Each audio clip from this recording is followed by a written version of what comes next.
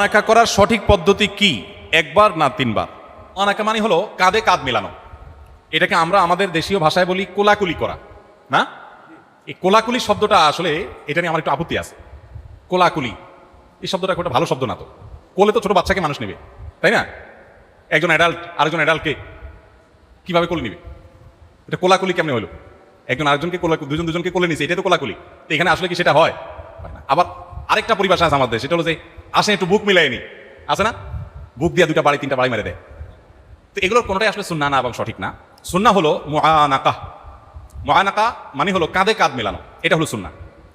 কাঁধে কাঁধ মেলানো এটা কখন সুন্নাহ? এটা হলো অনেকদিন পর যদি কারোর সাথে দেখা হয়, সেক্ষেত্রে সুন্নাহ হলো মুআনাকা করা। আর ঘন ঘন সাক্ষাৎ হলে সেক্ষেত্রে সালাম এবং হাত দিয়ে মুসাফা করা, এটা হলো সুন্নাত। নবী করিম সাল্লাল্লাহু আলাইহি ওয়াসাল্লাম সাহাবা ইকরাম যখন তারা একজনের সাথে সাধারণত সাক্ষাৎ হতো, তখন তারা মুআনাকা সালাম মুসাফা করতেন। আর যখন সফর থেকে কেউ আসতেন, দূর থেকে আসতেন, অনেকদিন পরে দেখা হতো, তখন তারা কাঁধে কাঁধ মিলাতেন।